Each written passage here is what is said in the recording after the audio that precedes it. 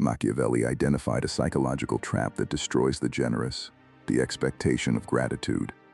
In his masterwork, The Prince, he observed that power never flows toward those who ask permission to feel valuable. This isn't about setting boundaries. This is about understanding the dark triad psychology that governs human manipulation. You gave everything, your time, your energy, your resources, your best years to people practicing Machiavellian psychology without even knowing it. And now you're invisible. They took what you offered, built their lives on it, and forgot your name before the transaction was complete. You're standing there wondering what you did wrong, replaying every sacrifice, cataloging every favor, waiting for a gratitude that'll never arrive. Here's what you missed. You handed them the blade the moment you expected thanks. Gratitude seeking isn't generosity, it's psychological submission. It's a bid for approval disguised as kindness. And Machiavelli understood something brutal about power dynamics. Authority never flows toward those who beg for validation. This isn't about setting boundaries. This is about understanding the mechanics of your own psychological execution. The moment you expect gratitude, you've already confessed something dangerous. You've admitted that they hold power over your self-worth, that their acknowledgement determines whether your sacrifice meant anything, that you need their validation to complete the circuit. This isn't generosity, it's a transaction where you control nothing. There's a gap between what you gave and what they received. Call it the entitlement gap. When you give without a prior contract, without leverage, without structural positioning, their brain doesn't register kindness. It registers tribute. An offering from someone lower to someone higher. This isn't a social misunderstanding, it's a biological hijack. For millions of years, your ancestors survived through reciprocal altruism. I help you today, you help me tomorrow. This wasn't kindness, it was survival mathematics. Gratitude evolved as the emotional receipt that tracked these debts across time. It was the glue that held tribes together. The ungrateful person is hacking this ancient system. They're social predators exploiting software that was never designed to handle bad actors at scale. In psychology, this behavior maps to Machiavellianism, part of the dark triad alongside narcissism and psychopathy. Research by Christie and Geis confirmed that high Machiavellian individuals systematically exploit reciprocity expectations. In a small tribe, the ungrateful would be identified and expelled. Their reputation would collapse, they'd starve alone. But in the modern world, they thrive. They move from host to host, extracting resources, offering nothing, facing no consequences. They're parasites operating in an environment where the immune system, social accountability, has been disabled. This isn't a character flaw, it's predatory behavior dressed in social acceptability. The ungrateful person represents an evolutionary dead end that the modern world has accidentally turned into an advantage. Understanding this changes everything. You're not dealing with someone who forgot to say thank you. You're dealing with someone who's learned, consciously or not, that your biological wiring makes you easy to exploit. Studies in social psychology confirm what power brokers have always known. Higher status individuals feel and express less gratitude because they feel entitled to receive. Lower status individuals express more gratitude because they fear losing the relationship. The person expressing gratitude is signaling dependence. The person withholding it is signaling dominance. Observe your relationships and identify who's signaling dependence through thanks and who's signaling dominance through silence. The pattern will tell you everything about the power structure you've built. Here's where the entitlement gap becomes psychological violence. Acknowledging your gift would mean acknowledging a debt, and the ego hates debt. Recognizing what you sacrificed would force them to confront their own inadequacy, their inability to reciprocate, their dependency on your generosity, so they erase it. They don't hate you because you're kind. They hate you because your kindness is a mirror reflecting what they can't return. By ignoring your gift, they erase the debt. By withholding gratitude, they restore their sense of superiority. Machiavelli observed this in the courts of Florence. Generosity without leverage creates resentment, not allegiance. The recipient doesn't feel grateful, they feel superior.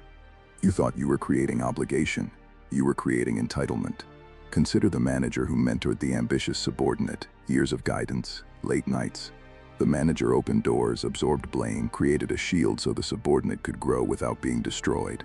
The manager expected loyalty, a thank you, something.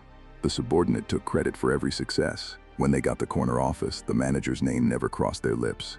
The gratitude was never coming. The power dynamic was inverted from the first favor. The manager gave without leverage.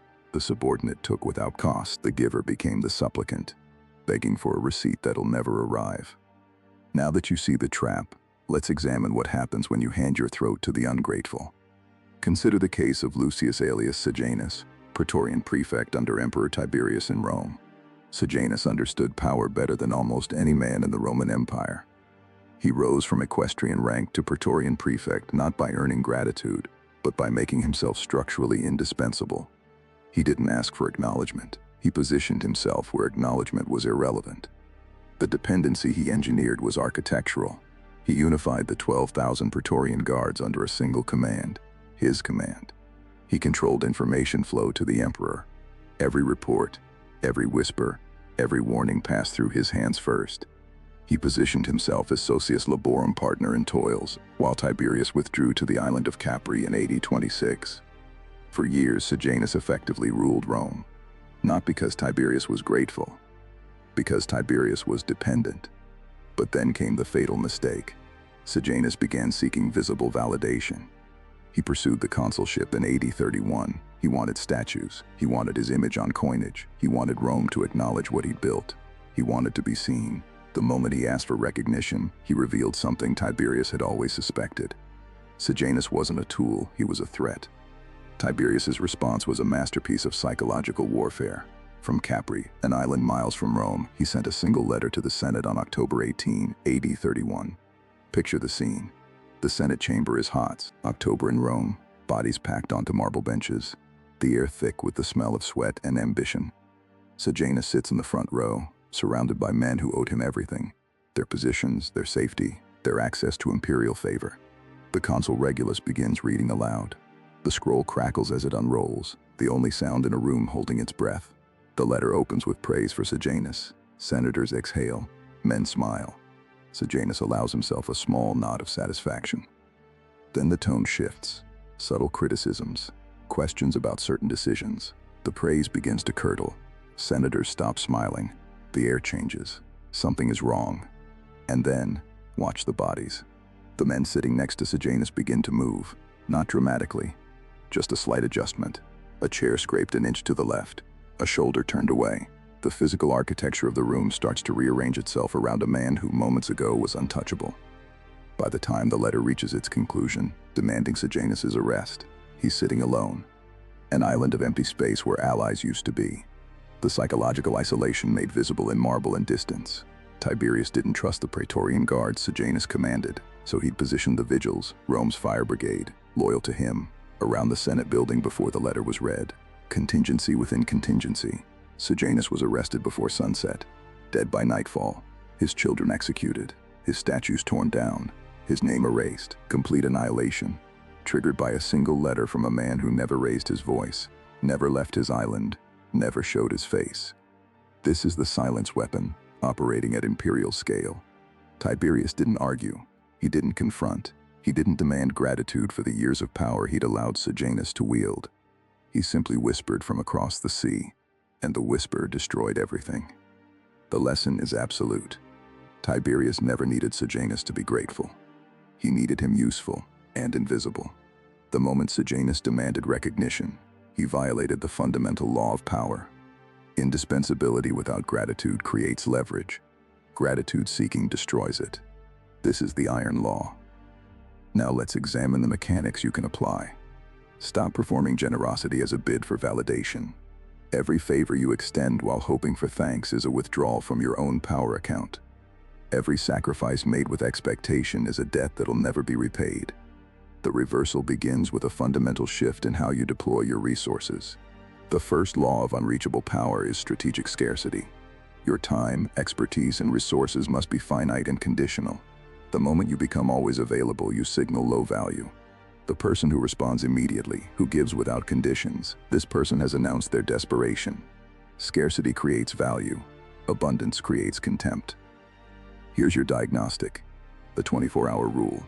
When an ungrateful person creates an emergency and you respond within 5 minutes, you've just confirmed you're a tool, not a person. Their urgency is a weapon.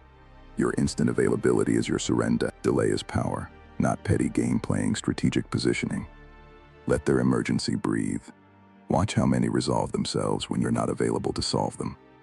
Machiavelli described the duality required in the prince: be cunning enough to detect who extracts value without reciprocity, and strong enough to withdraw without explanation. The fox sees the trap, the lion refuses to negotiate with it. Beyond scarcity lies the principle of controlled dependency. Make yourself indispensable in ways that can't be acknowledged.